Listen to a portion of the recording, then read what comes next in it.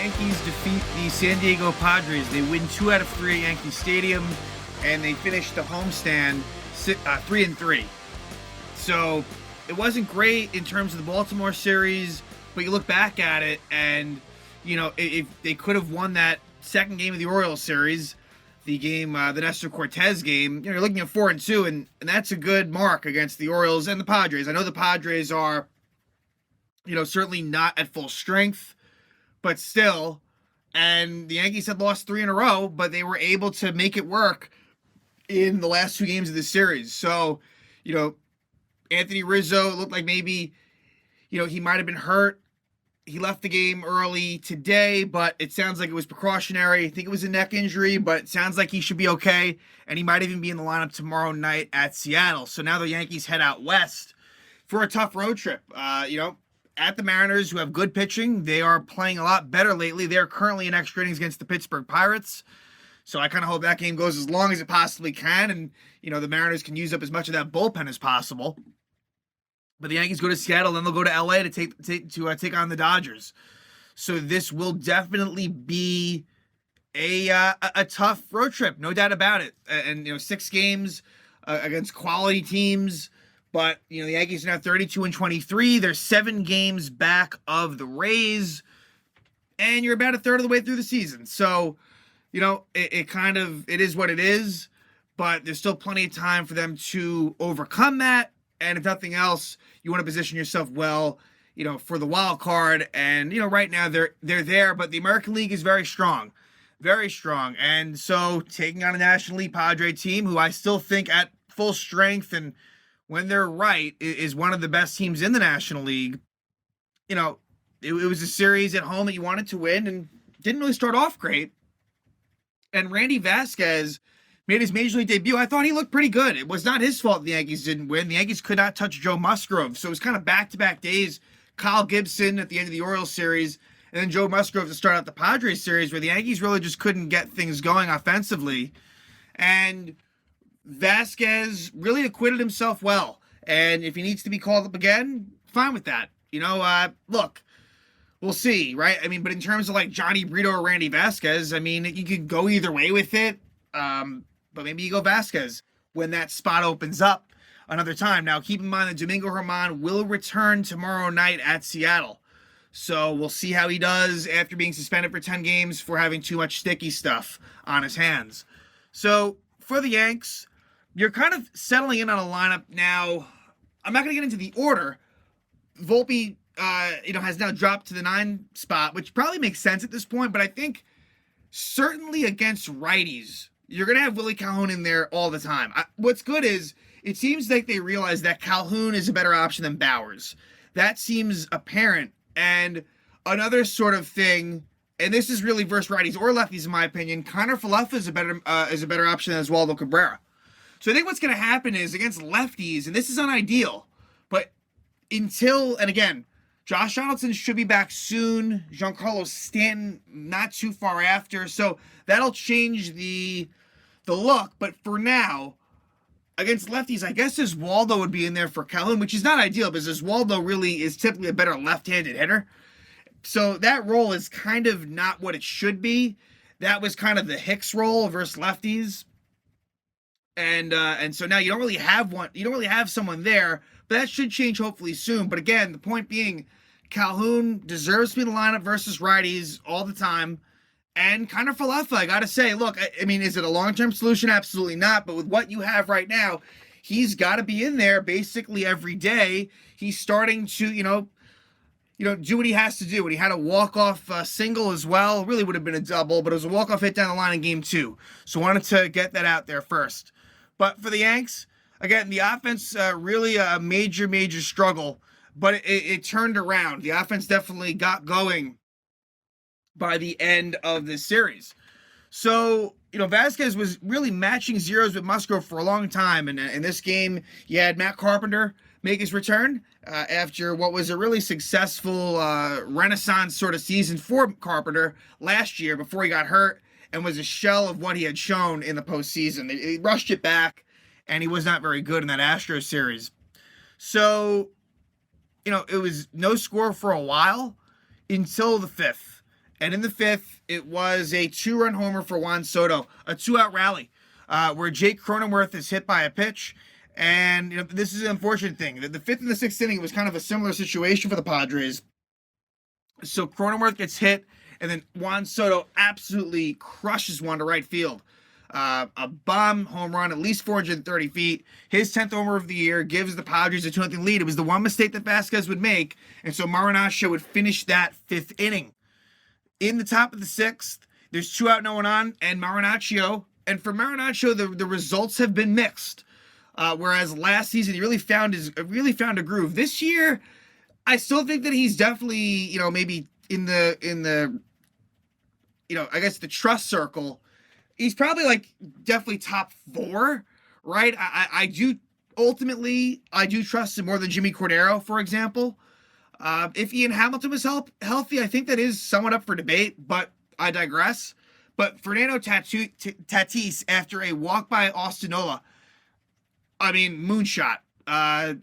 Another similar to Soto, but to left field. This was also at least 430 feet off of Marinaccio. And Tatis, look, he's a bit annoying. I think he's one of those guys, you have him on your team, you love him. If not, he's annoying. Where he watches the ball, the bat flips, whatever. He's just, he was suspended for steroids. He's easy not to like.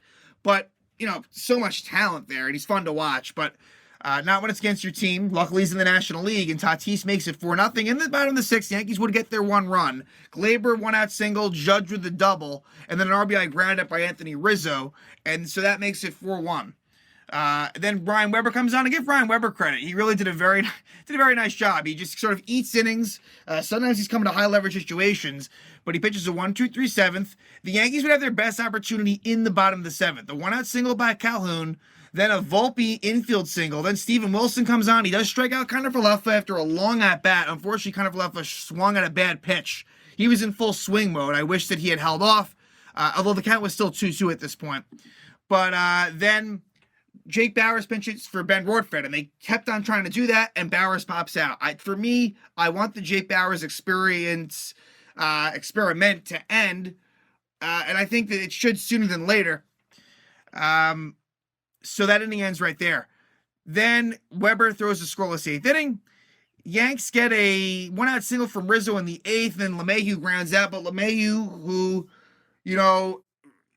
at the end of this game, you're talking about LeMahieu struggles, but he does come through in game 2. We'll get there. In the 9th, though, Weber, another 2-out rally for the Padres. 2-out double for Soto, then an infield single for Bogarts, and then an RBI single for Rougned Odor. Rougned Odor, he's still kind of, he is what he is, right? He has a below batting average, but he's got some pop. He's clutch. He's kind of one of those guys. If he's on your team, he's kind of fun, I guess. But it's a 5-1 game at this point. So Weber goes 3 innings, gives up 1 run. He saved the bullpen, which was good. And then Josh Hader comes on. It was the only time we saw Hader, and boy, did he look good. Struck out the side. Bader, Calhoun, and Volpe. And so the Padres win at 5-1. And at this point, the Yankees are on a 3-game losing streak.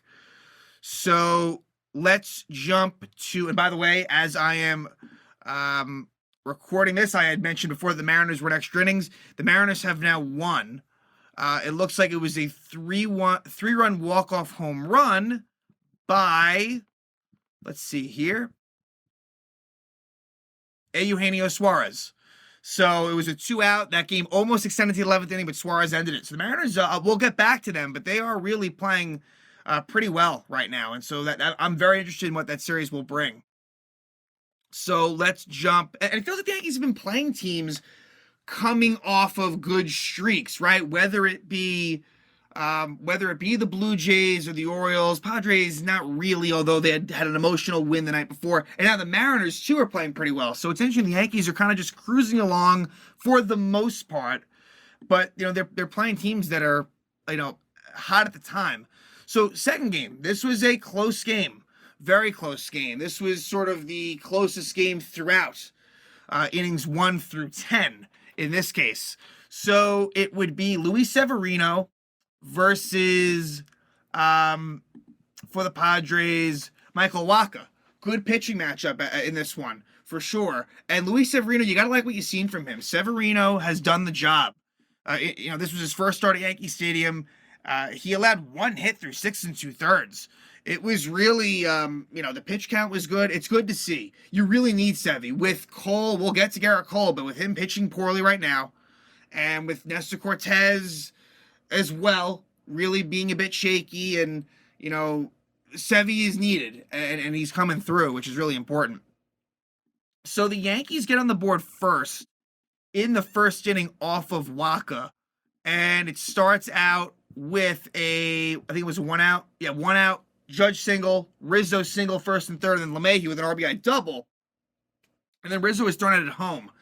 So again, with Luis Rojas as the third base coach, it's not really been great. And, as it turns out, Bader would strike out. So in that sense, it's not horrible, but still, Rizzo is just so slow. The right move there was just to hold him, but trying to make things happen. It was a nice relay by the Padres, and so it's an RBI double by LeMahieu.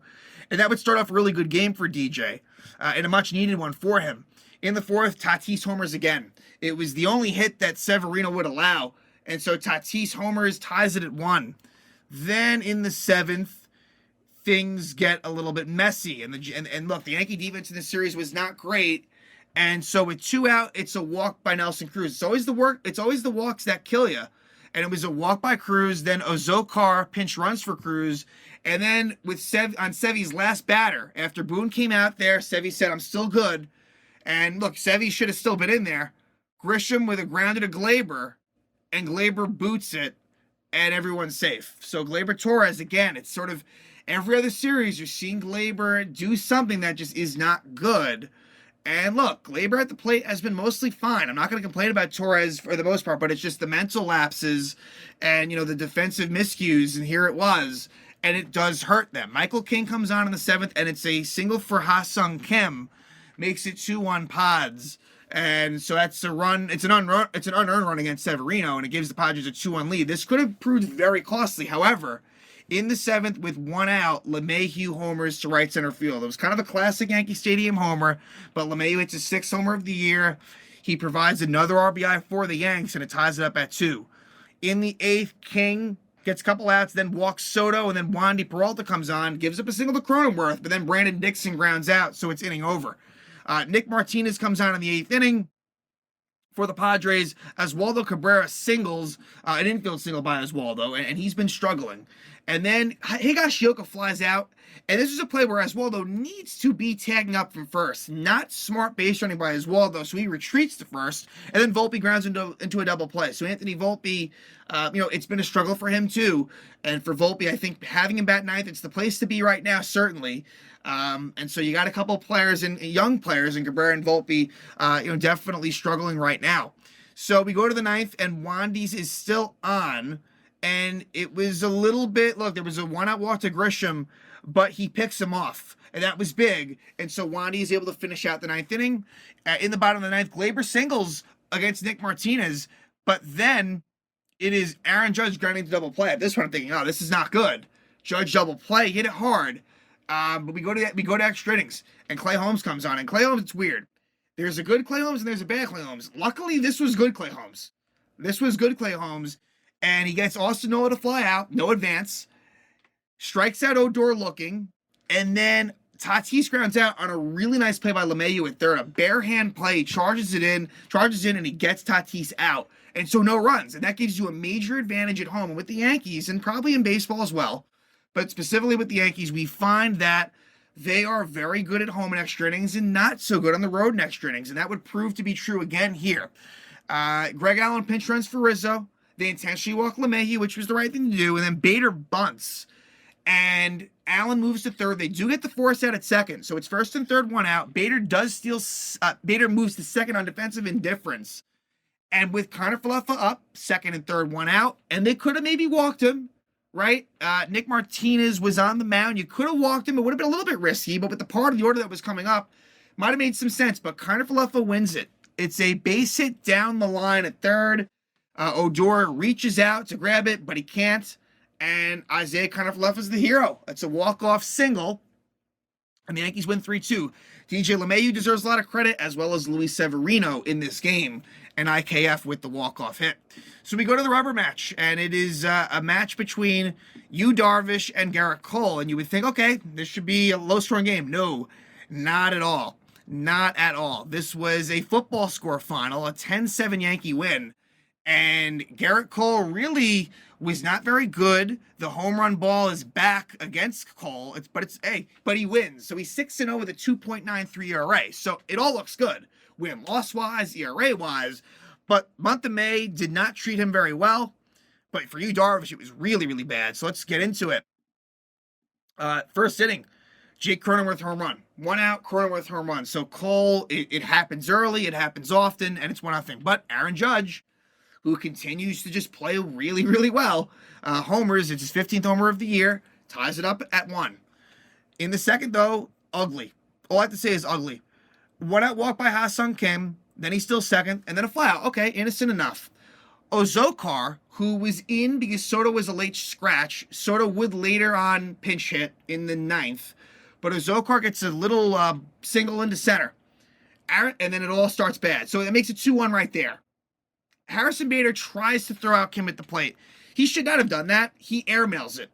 I don't know why Garrett Cole wasn't behind home plate. Maybe that's debatable. He should have been. But Higashioka then gets the ball, and as Asokar, aggressive, goes to third, and Higgy absolutely throws just a fucking, he airmails it to left field. A terrible throw by Higashioka, so Azokar scores a Little League home run.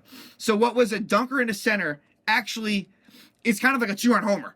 So 3-1. Bad by Bader, really bad by Higashioka, and it's 3-1. But Higgy, who had really been struggling, let's jump to the third inning. Higgy, who had really been struggling at the plate, in my opinion, defensively, he is sort of the catalyst and gets things going. It was a 7-run third inning where Higashioka had 2 doubles in the inning. Higgy starts that with a double, obviously. Then Anthony Volpe with an RBI single makes it 3-2.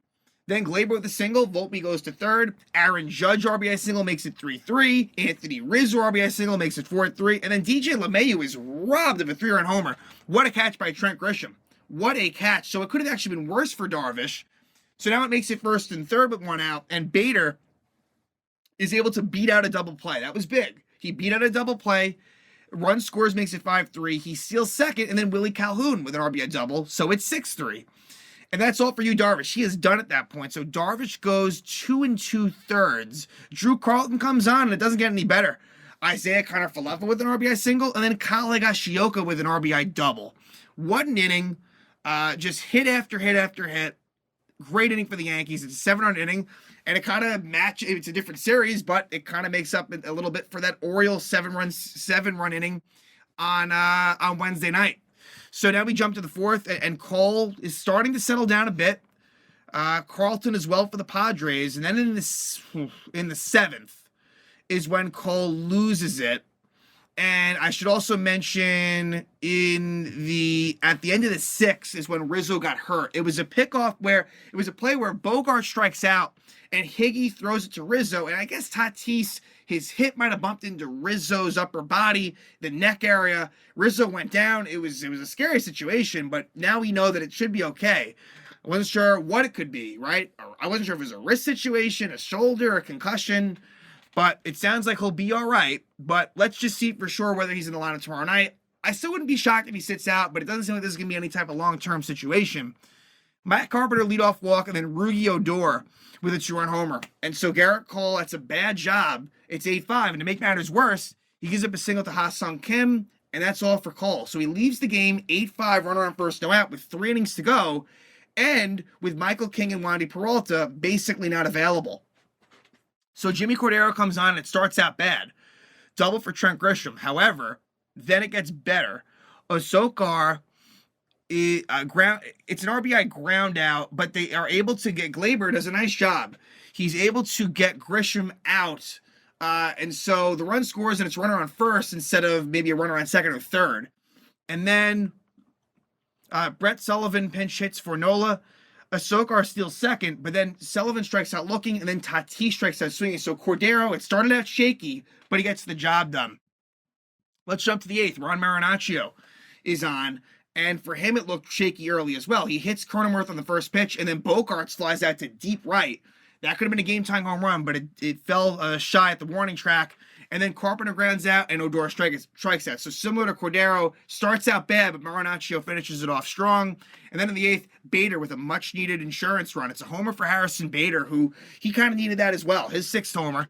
He's been kind of struggling a little bit lately, but that makes it 9-6. Then Calhoun singles. You get a force out from Connor Falefa. Connor Falefa then still second, goes to third on the throwing error by the catcher, and Higgy, for good measure, another big hit. An RBI single for Higashioka knocks in Connor Falefa, gives the Yankees a 10-6 lead. Now Clay Holmes comes on in the ninth, and I wasn't sure if they would go to Albert Abreu in a 4-run game, but they go to Holmes, and this was kind of the bad Clay Holmes. He walks Kim, he walks Grisham, which is exactly what you don't need in a 4-run game, and that's where Holmes is risky, because sometimes the control just isn't there, but he is able to recover. Soto pinch hits and grounds out, so that makes it first and third, one out. It's a sac fly for Sullivan. You'll take that, 10-7 with 2 out. And then Fernando Tatis grounds out, and the game is over. So Holmes, the tying run never came up, but it got interesting. And the Yankees win 10-7, and they head out west of Seattle. So let's just first preview these pitching matchups. So, Seattle, look, it's going to be tough. It's going to be tough. If the Yankees can win the series, I'll be very happy with that. So, on Memorial Day night, it'll be Domingo Germán against Bryce Miller. Bryce Miller is a rookie who has been brilliant. He has sporting a 1.15 ERA in about 4 or 5 starts, and his whip is like 0.5 or 6. It's really crazy. He's been very good, Bryce Miller. Game 2, Nestor Cortez facing his former team. He was once a Seattle Mariner. And so Cortez will be going up against Logan Gilbert. And the Yankees have had mixed results. I think last year they did pretty well against Logan Gilbert. So that's something to maybe look forward to. But then Wednesday, like, that matchup is scary. It's Clark Schmidt, who pitched well last start, and maybe that he's onto something, versus Luis Castillo. So that one worries me. So I kind of feel like you look at the matchups, and that one is tough. So, hopefully the Yankees can have some success early in the series. But again, this will be tough. The Yankees are 32-23. The Mariners are 28-25. And this is a team that should be good. The Mariners, they made the playoffs last year. Even though they got swept by the Astros in 3, they're very competitive against them. So I would not take Seattle lightly. They won't. This is a pretty good team. And it's before the Yankees play the Dodgers, who are off to a pretty good start as well. So, and the Dodgers, they're 32-22. Similar record to the Yankees. So again, Yankees with a nice series win versus the Padres. It broke a 3-game losing streak that dated back to the end of that Orioles series, and so now the Yankees will head out and go to Seattle and then the Dodgers. And I'm excited to see what they can do, and if they can somehow go 4-2 in these 6 games, that'd be great. But 3-3 would be just fine. And it starts out with a series at Seattle on Memorial Day night.